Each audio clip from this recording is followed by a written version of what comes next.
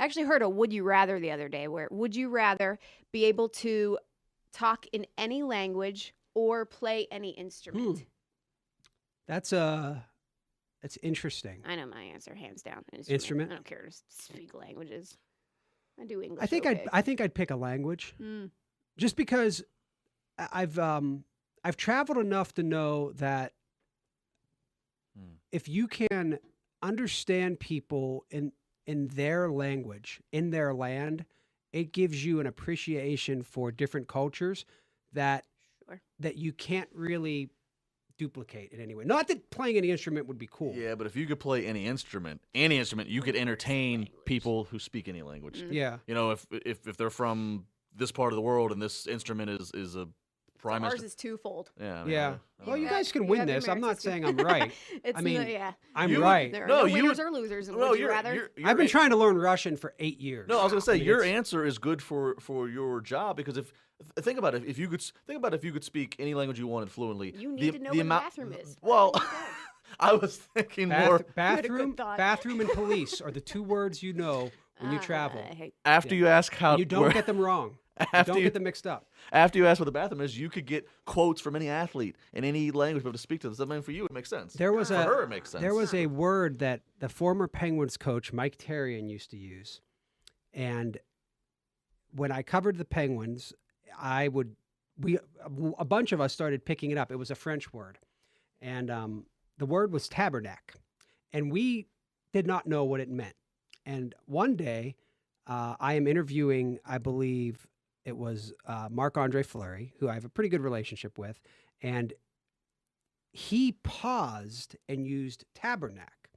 And I knew from Mark's pauses, when Mark is pausing to think, he uses a very foul word in English. And it was the first time I went, oh no, tabernacle means this word. So I pull Mike aside one day, I go, I need to know, because I've actually said it a couple times on the radio as a joke, like telling a story. Like, oh, Mike would be like, tabernacle. And he goes, oh, yeah, it's that word. I'm like, why wouldn't he? Goes, well, we thought you would be funny to make a fool of self like this. I'm like, well, thanks, Mike. Appreciate that. Like, I could have got the station fine. But they're like, are you breaking FCC law if you're swearing in French if they don't know it? That one French guy's listening and calls. Yeah, I don't know. It's very offending. But that's what people can screw with you that way. I would play an instrument only.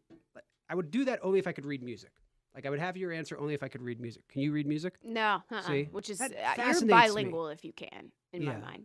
I think it's probably the hardest. Impressive. Yeah. Like, I almost would rather learn to read music than learn a different language, because it just seems like it trains you to think differently. But I don't know. Very right. So have you met any of the people that you wanted to meet doing this job? You know, I actually, as far as like whenever famous people roll through, or even semi-famous, it's not necessarily, it's not top of my list. No? I find that whenever you meet famous people, it's very fleeting. There's no quality time, and so it's just, there's nothing there that they don't remember you. They don't give a rip to meet you, and I'm like, well. And they roll through too. It's very mechanical, it's fleeting right? in it, yeah. Is there anybody you'd like to meet, though? And they don't have to be famous. Like, is there any? Kevin Nealon.